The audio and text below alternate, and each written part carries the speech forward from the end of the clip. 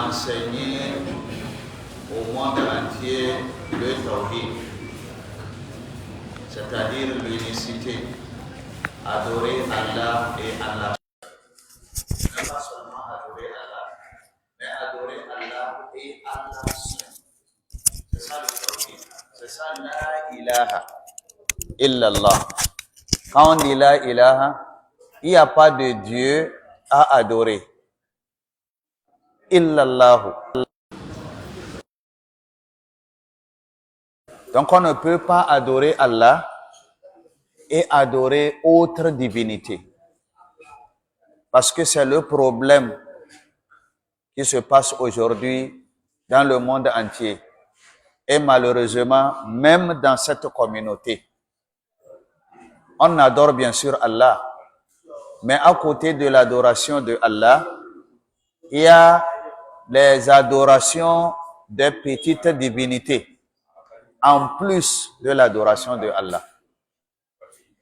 Or, les prophètes n'ont été envoyés que pour interdire cela. وَلَقَدْ بَعَثْنَا فِي كُلِّ أُمَّةٍ رَسُولًا أَنِ اعْبُدُوا اللَّهَ وَاجْتَنِبُوا الطَّاغُوتَ. Allah nous dit, certes, nous avions envoyé à chaque communauté un prophète. Et le message de ce prophète, Ani'budullah, adorer Allah, wajtanibu taghut, et éloignez-vous des autres divinités. Vous voyez? C'est ça la mission de tous les prophètes. Donc quand le prophète Mohammed sallallahu alayhi wa sallam est venu, il est venu parachever ce message-là. Pendant 23 ans, il n'a fait que enseigner l'unicité, le tawhid. Mais malgré tout, avec l'enseignement du prophète, avec l'enseignement des sahaba, après les enseignements des tabi'in, les enseignements des tabi'in, des mashayikh, des a'imma, des ulémas, après tout, malgré tous ces enseignements, nous avons encore des gens qui sont tombés dans ce piège.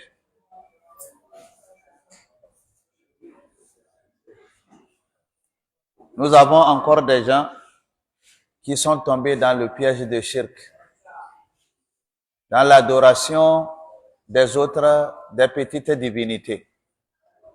D'ailleurs, c'est le chapitre que nous sommes en train de lire, où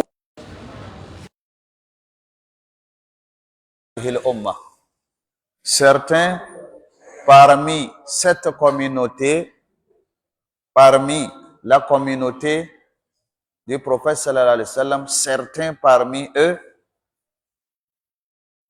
ya'budul awsan, ils adorent des divinités, ils adorent des idoles. Certains adorent déjà. C'est pas ils vont adorer. Non, ils adorent.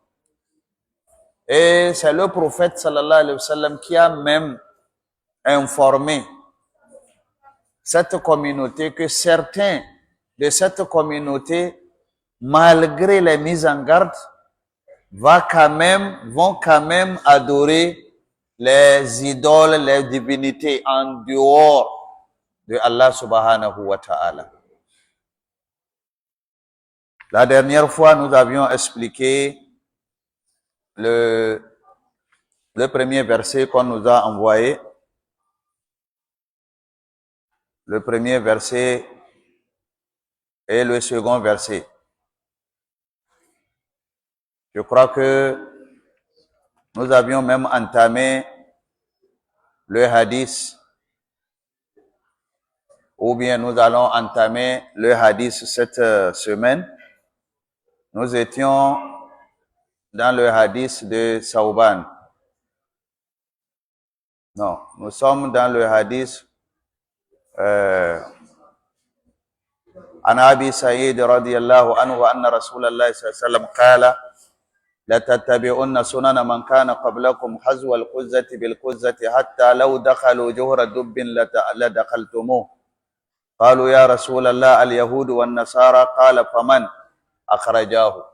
Nous avions lu ce hadith, nous avions même expliqué le contenu de ce hadith, puisque ce hadith est un hadith très connu par nous. Le plus souvent, nous avons évoqué ce hadith, surtout à l'approche des fêtes non musulmanes.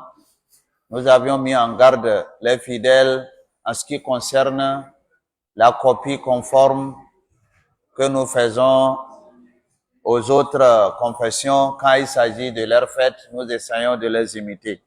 Donc, nous avions expliqué ce hadith-là et nous sommes arrivés à la fin de l'explication du hadith où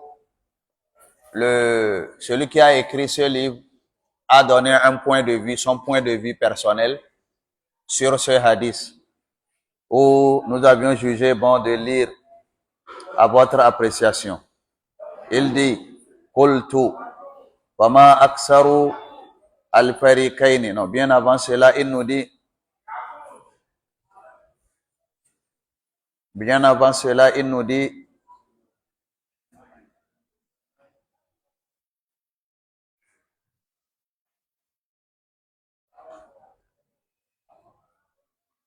que certains dans cette communauté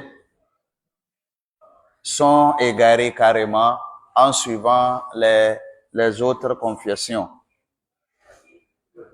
Il a dit, Arada anna ummatahu la tada'a shay'an mimma kana yaf'aluhu al-yahud wan-nasara illa fa'alathu kullahu la tatruku minhu shay'. Le prophète dans ce hadith nous dit que dans cette communauté, les gens vont faire ce que les Yahoudis et les Nasara font, tout ce qu'ils font, sans exception. Ils vont les copier. وَلِهَذَا قَالَ سُفْيَانُ بْنُ عُيَيْنَةَ. C'est pour cela, Sufyan ibn Uyayna, un grand érudit, il nous dit, Man fasada min ulama'ina.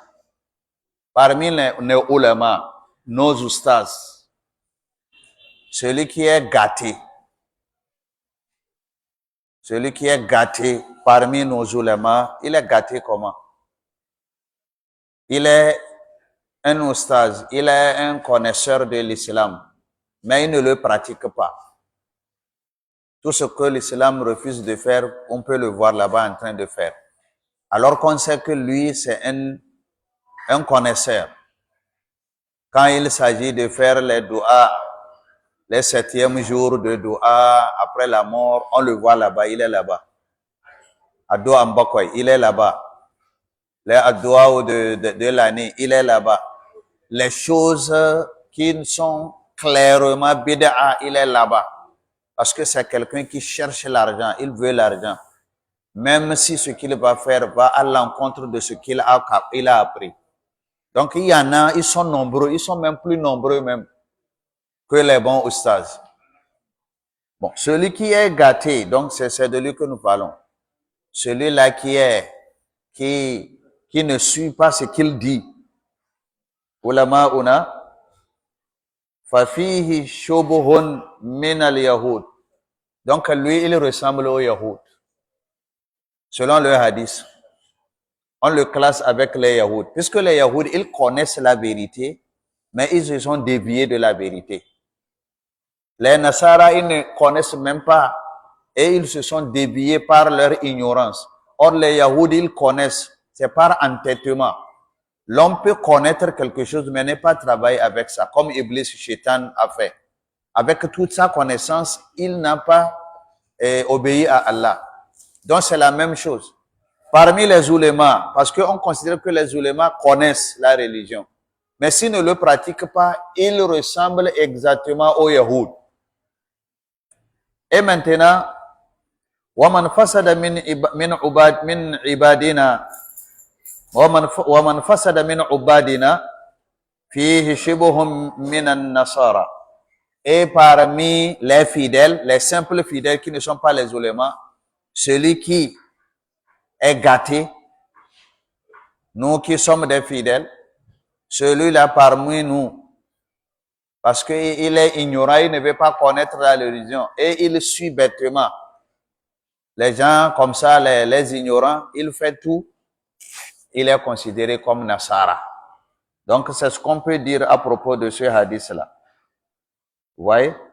Donc on pourrait dire que le hadith a été bien expliqué et nous avions compris à la fin tout simplement dans ce hadith que les Yahoud et les Nasara, ils adorent Allah et les idoles.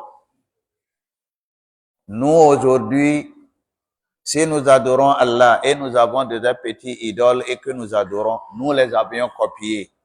Et si nous les avions copiés, il n'y a rien d'étonnant. Parce que le prophète sallallahu alayhi wa sallam a déjà prédit que certains de cette communauté vont suivre les pas des Yahoud et les Nasara. Nous demandons que Allah subhanahu wa ta'ala nous préserve. Maintenant, le hadith qui suit, c'est un nouveau hadith qui est très long. Nous allons aller pas à pas pour mieux comprendre le hadith. Dans ce hadith, ولمسلم عن ثوبان رضي الله عنه أن رسول الله صلى الله عليه وسلم قال. Nous sommes toujours dans le chapitre qui nous parle que certains dans cette communauté adorent des idoles. Ça, c'est confirmé. Que nous l'acceptions ou pas, c'est confirmé. Parce que le prophète sallallahu alayhi wa sallam va encore nous le confirmer dans ce hadith que nous allons lire. Déjà, dans nos milieux aujourd'hui, nous savons qu'il y en a. Chose qu'on est en train de nous donner des informations. Non, c'est réel. C'est réel. Certains sont actuellement en train d'adorer des idoles. Qu'ils le sachent ou qu'ils ne le sachent pas, en tout cas, c'est effectif.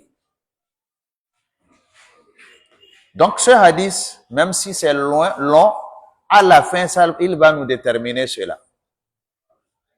Ce hadith a été rapporté par Muslim. D'après Sauban, Sauban, c'est un compagnon du prophète sallallahu alayhi wa sallam. Il est tout le temps avec le prophète. Il est tout le temps avec le prophète. Radiyallahu anhu, que Allah l'agrée, anna Rasulallah sallallahu alayhi wa sallam qal, il dit que le prophète Muhammad sallallahu alayhi wa sallam a dit, Inna Allah zouya li al-ard. Inna Allah, certes Allah subhanahu wa ta'ala, zouya li al-ardu. Allah m'a rétréci pour moi la terre. Allah a rétréci. Comme on peut rétrécir une natte.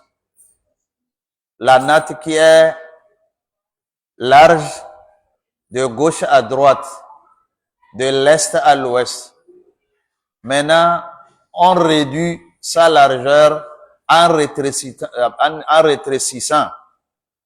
Lorsque nous sommes en train de rouer la natte, nous sommes en train de rétrécir sa largeur. Ici, le prophète nous informe que par le pouvoir et la puissance de Allah, la terre lui a été rétrécie. C'est-à-dire que Allah a fait ramener à lui les deux bouts de la terre, de l'est à l'ouest, les deux bouts seulement, l'est à l'ouest. Il n'a pas évoqué du nord au sud, non. Il dit de l'est à l'ouest de la terre, on me l'a rétréci, c'est-à-dire on me l'a ramené à tel point que il voit tout ce qui se passe de l'est jusqu'à l'ouest de la terre. Le prophète sallallahu alayhi wa sallam. Et comme c'est lui qui nous le dit, nous attestons cela. Parce que c'est un prophète véridique. Maintenant, pourquoi on lui a fait rétrécir la terre? Pour qu'il voit quoi? C'est ça qu'on va nous expliquer. Il dit, Inna Allah zawaliya, laisse zouya, zawaliya al-ard. Allah subhanahu wa ta'ala a rétréci la terre pour moi. Fara'aytu masharikaha. J'ai vu l'est, la partie orientale de la terre, tout ce qui se trouve là-bas. Je l'ai vu. Nam, il dit wa magaribaha. Et j'ai également vu tout ce qui se trouve à son occident. C'est-à-dire que l'ouest de la terre, tout ce qui y se trouve, Allah me l'a fait voir. Wa inna ummati, et Allah m'a informé que ma communauté, certes, ma communauté, sayablugu mulkuha, sa royauté va parvenir à ses deux bouts. Sa royauté. C'est-à-dire que l'apogée de la religion, quand on dit ici, ça on parle de la religion musulmane.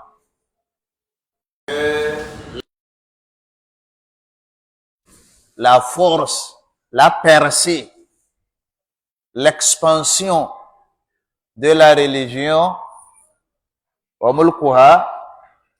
cela va parvenir ma zouyali minha. Ça va parvenir jusqu'à là où la terre m'a été rétrécie. Donc la religion va parvenir là-bas. Cela veut dire que la religion musulmane va s'étendre, s'étendre, s'étendre jusqu'à la fin de l'Est.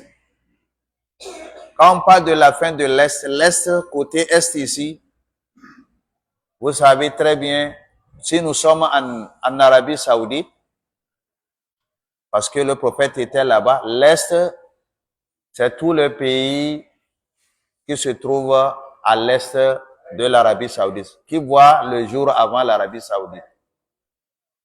Il y a la Chine, il y a la Russie, il y a le Thaïlande, l'Afghanistan, le Pakistan, les Malaisie, ainsi de suite, ainsi de suite. Or, aujourd'hui, dans ces endroits, ils ont plus de musulmans que nous qui sommes à l'ouest de l'Arabie Saoudite. Ils ont plus de musulmans. Quand vous allez en Chine, vous allez trouver les musulmans, vous serez étonnés. D'ailleurs, les Chinois sont très nombreux. Sur la terre, ils sont les plus nombreux. Même si les musulmans ne sont pas nombreux comme les autres Chinois, mais les Chinois qui se trouvent en Chine sont plus nombreux que les musulmans qui se trouvent dans nos pays ici. Quand vous prenez les Mali, le Sénégal, le Niger, Bénin, tout ça là, le nombre de musulmans que nous avons, ça n'atteint pas le nombre de musulmans de Chine. Ils sont très nombreux. Même s'ils ne sont pas la majorité, mais ils sont plus nombreux que nous ici. Quand vous allez vers les Thaïlande, Taïwan, il n'y a que des musulmans là-bas. Malaisie, Indonésie, tout ça là, c'est musulmans. Donc, c'est confirmé. Donc, de l'autre côté aussi, l'Occident. Nous sommes à l'ouest de l'Arabie Saoudite. Donc, l'Afrique, commençant par l'Éthiopie, la Somalie, l'Égypte, tous ces pays-là, c'est les pays musulmans. Jusqu'ici, nous qui sommes un peu plus à l'ouest que les Égyptiens, là, nous sommes plus à l'ouest encore. Vous voyez? Donc, quand on nous dépasse maintenant, on va vers, après nous, l'Afrique ici, on n'a plus après l'Afrique, on n'a plus de pays comme ça qui sont à l'ouest. Les Européens, ils sont un peu plus au nord de nous. Vous voyez? Or, il n'a pas parlé du nord ou du sud. Et pour cela, vous allez voir qu'il y a moins de musulmans là-bas, même s'il existe aussi. puisque là, en France maintenant, la religion musulmane est en train d'occuper la première place. Donc, c'est ce qu'il est en train de nous dire ici, que la percée de l'islam serait arrivée, serait parvenue à tous les deux coins du monde entier. Là où on lui a fait voir. Et il continue à nous dire, wa utitul kanzaini. Wa utitul kanzaini. Et on m'a donné les deux caisses d'argent. Et on m'a donné les deux caisses. Il dit les deux caisses. C'est comme si on connaît ces caisses-là. Oui, si on ne les connaît pas, mais ici, on a dit les deux caisses. Cela veut dire que c'est quelque chose de déterminé. Quelles sont maintenant ce qu'on appelle les deux caisses? Quand on parle de caisse, on parle de richesse, on parle d'argent. Les caisses sont construites pour mettre de l'argent. Il a dit, on m'a donné les deux caisses. Maintenant, est-ce qu'on a expliqué les deux caisses? Il dit, Al-Ahmaru, la caisse rouge, Wala Abiyadu, et la caisse blanche. Deux caisses que Allah m'a données. Une caisse rouge et une caisse blanche. Cela veut dire, on va nous expliquer, quand nous serons en train d'expliquer, de donner des explications de hadith. Mais cela veut dire que Allah va donner aux musulmans la richesse des deux puissances de l'antan. Au moment du prophète, il y avait deux puissances. Il y a le Perse et le Rome. Perse, c'était les Iraniens. Et le Rome, c'est les Européens. Rome.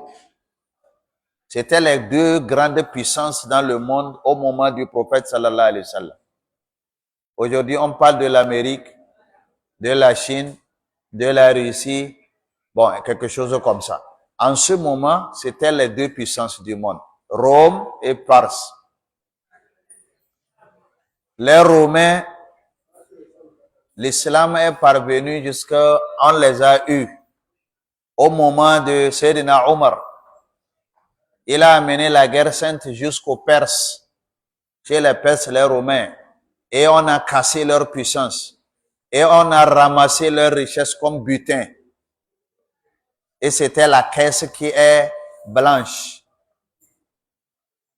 Et en ce moment, au moment de Sayyidina Omar, l'argent, toutes les richesses, on les a récupérées. Et la communauté, l'islam était très fort en ce moment.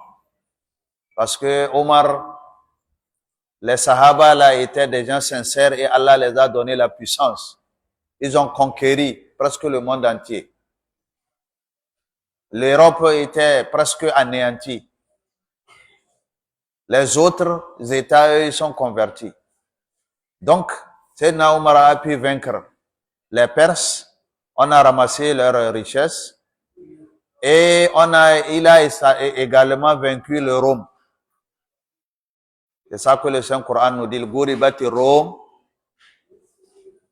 ainsi de suite. Donc, pourquoi c'est la caisse rouge? Parce que les Romains aiment l'or. Donc, c'est l'or qu'on est en train de qualifier comme la caisse rouge. Et les Perses aiment l'argent. Et l'argent, c'est blanc. C'est pour cela leur caisse, ici, on l'a donné la couleur blanche. Donc, cela veut dire que, et on m'a donné les deux caisses, rouges et blanches. Cela veut dire que en ce moment, au moment de Sayyidina Omar, l'argent, la richesse était parvenue à la communauté en ce moment. Et on continue à nous dire, Naam. Wa inni sa'altu rabbi. Et moi, j'ai demandé, j'ai imploré mon Seigneur. Qui est en train de dire cela? Le prophète Mohammed sallallahu alayhi wa sallam. Et moi, J'ai imploré mon Seigneur. Je lui ai demandé une faveur. En ce moment, je lui ai demandé une faveur. Quelle faveur il a demandé? Il dit, Sa'altu Rabbi li ummati. J'ai demandé une faveur pour ma communauté, en faveur de ma communauté. Lui, tout ce qu'il demande, c'est pas pour lui. C'est pas pour lui. Hein. C'est pas pour son bien à lui. Non, non, non, non, non. Chaque fois, c'est sa communauté. Sa communauté, sa communauté. Comment est-ce qu'elle va réussir sa vie? Parce qu'il sait que la vie est très, très, très dangereuse. La vie est très dangereuse. Et quand vous perdez dans cette vie, c'est fini. Vous perdez l'au-delà. Donc, c'est très délicat. C'est pas tout le monde qui comprend la vie. C'est pas tout le monde qui est conscient que la vie est quelque chose d'éphémère. C'est passager. Et que nous devons vivre cette vie avec cette considération que la vie n'est rien. Il faut se méfier de la vie. Il faut bien se porter dans la vie. Ça va passer. Si vous êtes heureux, ça va passer. Si vous êtes pauvre, ça va passer. Si vous êtes riche, ça va passer. Si vous êtes malade, ça va passer. Si vous êtes en bonne santé, ça va passer. Tout ce que vous avez, c'est passager. Il n'y a rien de permanent. Si le malade, tu es en train de rire parce qu'il est malade, tu seras aussi malade. Si c'est la pauvreté que tu es en train de moquer, tu seras bientôt pauvre. Il n'y a personne qui, de son commencement jusqu'à la fin, il est comme ça. Non, non, non, non, non, non, non. Ça doit changer. La vie, elle est comme ça. Nous devons considérer la vie telle. Parce que c'est Allah qui a la vie, c'est lui qui a créé la terre. C'est lui qui a créé la vie. Nous devons connaître et comprendre cette vie. Malheureusement, jusqu'à nous ne comprenons pas. C'est comme si la vie, c'est à cause de ça que nous sommes venus au monde. Pour vivre notre vie. Et oublier l'au-delà. Il dit, wa inni sa'altu rabbi li ummati. Et moi, j'ai demandé, j'ai invoqué, j'ai sollicité pour ma communauté, j'ai sollicité mon Seigneur. Pour ma communauté. Qu'est-ce qu'il a demandé? Allah yuhlikaha. Allah yuhlikuha. Bisanatin bi'ama. De ne pas la punir. J'ai demandé à Allah de ne pas punir cette communauté par la famine. La famine, c'est la faim. La faim qui englobe la terre. J'ai demandé à Allah de ne pas punir, de ne pas châtier cette communauté. Quel que soit ce qu'elle fait, que Allah ne la châtie pas, ne la punit pas avec la famine générale. Oui, il y a des foyers de famine, par-ci, par-là, par-ci, par-là. Les gens sont affamés, il y a la sécheresse, ainsi de suite. Oui, mais c'est pas tout le monde entier. Quelque part, s'il y a la famine, dans un autre endroit, il y a l'abondance. Donc, le prophète, c'est ce qu'il a demandé.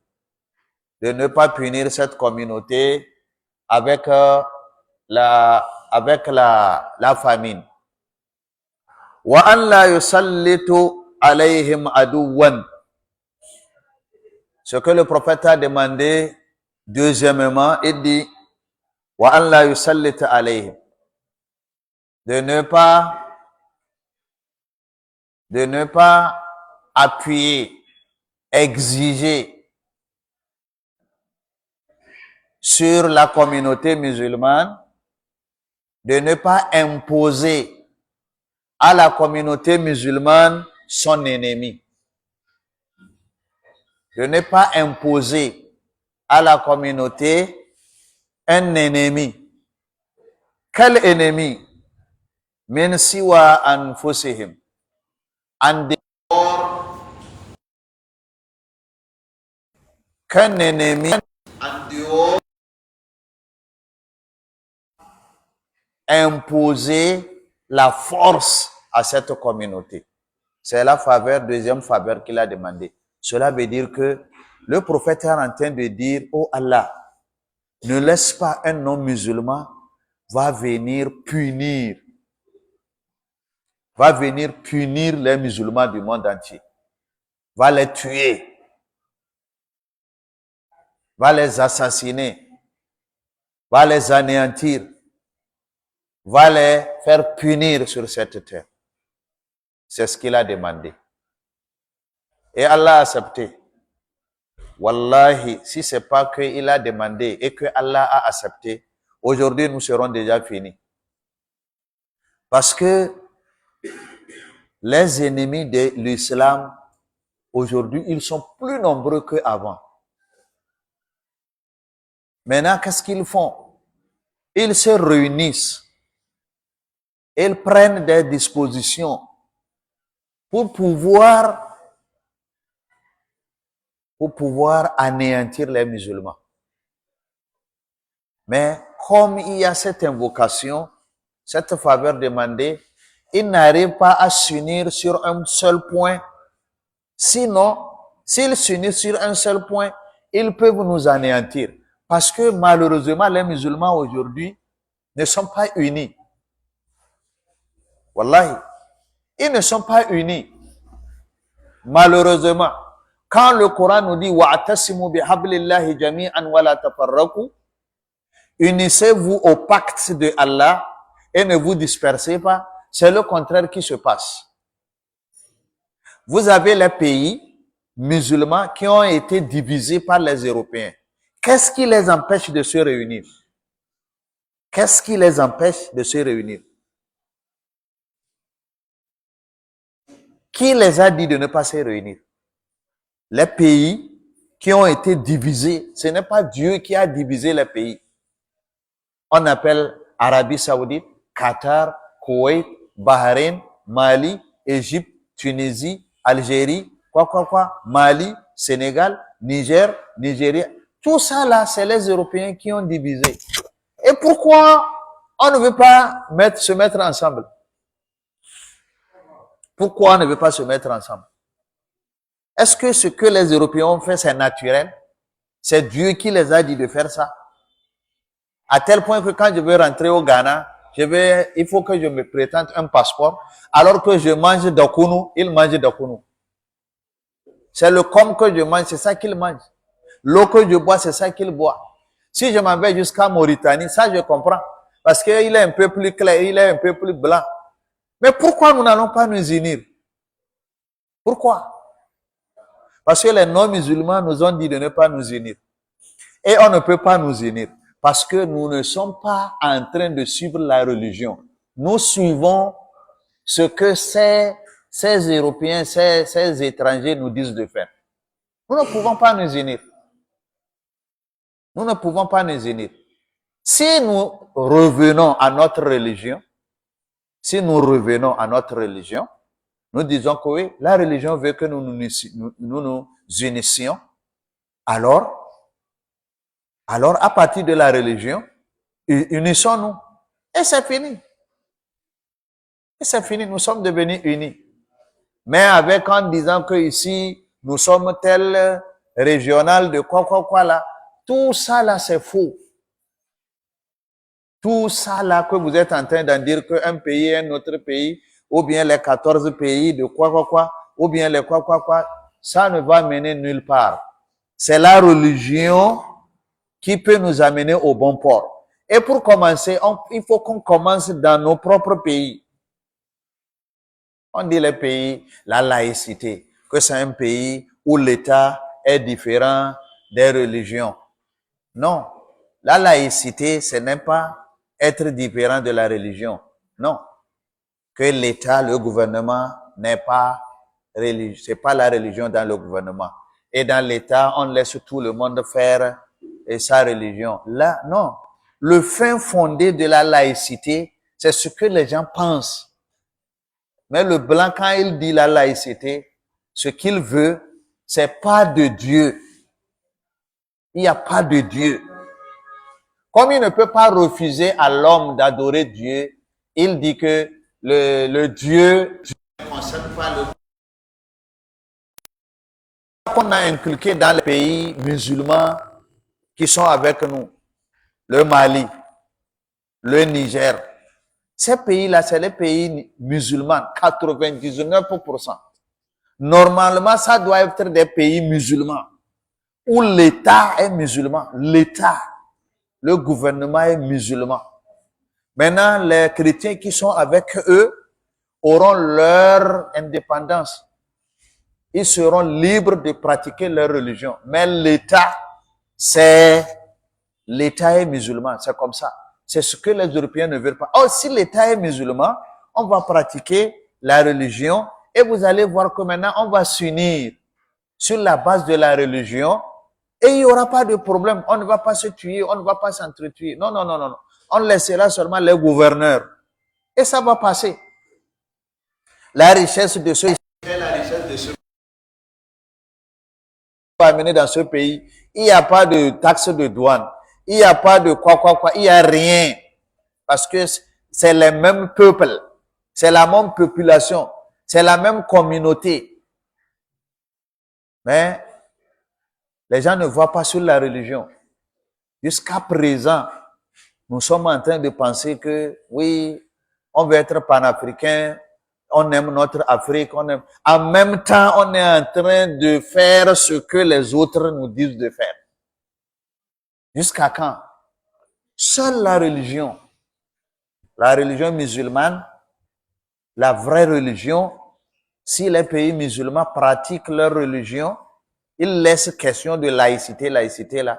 Vous allez voir que même nos pays qui ne sont pas musulmans vont prendre l'envol et ils vont le suivre et nous serons tous libres. Mais on dira que oui, ils sont en train de rêver. Que ça, c'est rêve, c'est impossible. Donc, le prophète sallallahu alayhi wa sallam, vous voyez, c'est ce qu'il a demandé. Il a demandé à Allah que Allah n'impose pas la force provenant d'un ennemi en dehors de l'islam. Si quelqu'un doit tuer les musulmans, il doit être musulman, mais pas que Allah ne donne pas la force à un homme musulman en dehors. Vous voyez? Et c'est ça qui fait que nous sommes toujours là. Vous avez combien de fois on a tué les Palestiniens? Combien de 1000 personnes on est en train de tuer? Et le monde s'est tué. Même les pays musulmans n'ont rien dit. Les pays musulmans n'ont rien dit. Boya, c'est les banques. Par jour, on peut compter des centaines de morts, des femmes, des enfants. Tous, c'est des musulmans. Et aucun pays musulman n'a branché. L'Arabie Saoudite, le Koweït, les Golfe, les quoi. Personne n'a bougé. Puisque c'est Israël. Quand on dit Israël, c'est l'Amérique. Donc on doit se taire. Chut, silence radio. Personne ne doit bouger. Ils vont tuer. S'ils sont satisfaits d'avoir tué le nombre qu'ils veulent, maintenant, l'ONU va sortir, la CP va sortir, et qui n'ont pas effet. Et c'est comme ça. C'est l'invocation du prophète sallam qui a fait que ça s'arrête et que ça n'englobe pas tout. Sinon, les ennemis sont prêts à intervenir, à nous bannir sur cette terre. Et ils sont nombreux. Mais nous sommes en train de profiter de l'invocation du prophète Mohammed sallallahu alayhi wa sallam. Donc il a demandé deux choses. Pas de famine générale et pas d'ennemi qui va imposer la force. Et le prophète sallam il a dit min siwa anfusihim, sauf parmi eux-mêmes. C'est seulement les musulmans eux-mêmes qui peuvent bannir leur chose là. mais un autre de l'extérieur ne peut pas. Ça, les invocations lui ont barré la route. Mais les musulmans eux-mêmes, ils peuvent le faire.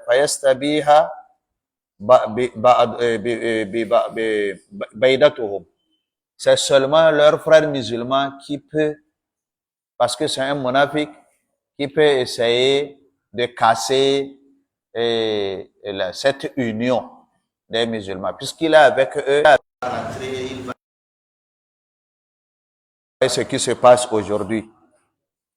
Quels sont ceux qui interviennent sont en train de tuer les musulmans? C'est les musulmans eux-mêmes. Vous voyez les terroristes qui sont au Sahel. Pourquoi les terroristes là? Puisqu'ils parlent de djihad, pourquoi ils ne sont pas partis dans les pays non musulmans? Pourquoi ils ne sont pas en Europe? Pourquoi ils ne sont pas en Amérique?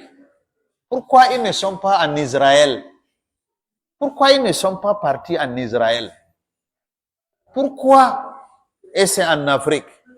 Pourquoi en Afrique même ils n'ont pas commencé par le sud, où les musulmans ne sont pas nombreux? Pourquoi c'est au centre des musulmans? Ils n'ont pas commencé par le nord de l'Afrique, ils ont commencé en même temps au centre, chez les Sahéliens. Parce que là, nous sommes faibles, nous n'avons pas les armements, et ils sont là. On va dire que oui, il y a ceux qui les donnent, ceux qui les donnent la richesse, ceux qui les épaulent, ceux qui les donnent les armements. Ceux ne sont pas des musulmans, oui. Ceux-là, même si c'est vrai, et certainement il y en a ceux qui les donnent les armements, mais eux, où est leur religion? Eux, où est leur religion? Si c'est les ennemis, pourquoi ils vont prendre ces armes-là et tuer leurs frères? Regardez comment on est en train de tuer les musulmans. Par centaines. Il n'y a pas de jour au Mali, au Burkina, au Niger, au Nigeria, au Soudan, même au Tchad, un peu partout, où on ne tue pas des musulmans. Il n'y a pas de jour. Qui font ces tueries-là? C'est les musulmans. C'est les musulmans. Quand vous entendez, vous prenez la radio, vous écoutez, au Niger, on a tué, on a brûlé le village, on a mis les sangs. Pourquoi? Pourquoi? Les gens, les pauvres personnes qui ne sont même pas armées, vous allez, vous incendiez les villages, vous prenez les bétails, vous brûlez les produits agricoles et vous renvoyez les gens en dehors du village. Or, vous, qu'est-ce que vous voulez faire là-bas? Rien. Oui, ce ne sont pas de bons musulmans, certes, mais c'est des musulmans quand même. Ils parlent la langue, les langues locales. La langue des musulmans, c'est ce qu'ils parlent. Ce ne sont pas de bons musulmans, ce ne sont pas de vrais musulmans, mais c'est des musulmans quand même. C'est munafiqoun. Et c'est ça. Allah a accepté qu'un ennemi en dehors des musulmans ne peut pas venir faire du mal aux musulmans. Il ne peut pas casser leur union. Mais de l'intérieur, oui. De l'intérieur, oui. Vous allez voir que nous sommes actuellement, en gros, Shaitan est en train de contourner. Si un musulman est en train de quereller avec un musulman, tu vas penser que c'est un musulman avec un non-musulman. On ne s'entend pas. Les Européens sont venus encore nous diviser. Ce pays avec ce pays ne s'entendent pas. Cette communauté avec cette communauté ne s'entendent pas.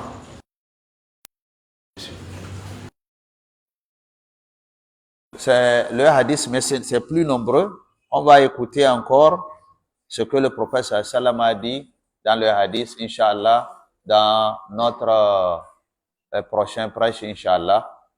Nous demandons à Allah subhanahu wa ta'ala de protéger cette communauté. De nous éloigne de nos ennemis. Que Allah nous protège contre nos ennemis. Que Allah fasse que nous soyons unis. Que Allah dissipe nos divergences. Que Allah fasse que nous soyons des gens qui se comprennent et qui arrivent à vivre ensemble. Wa sallallahu ala sayyidina Muhammad wa ala alihi wa sahbihi wa sallam. Wassalamu alaikum wa rahmatullahi wa barakatuh.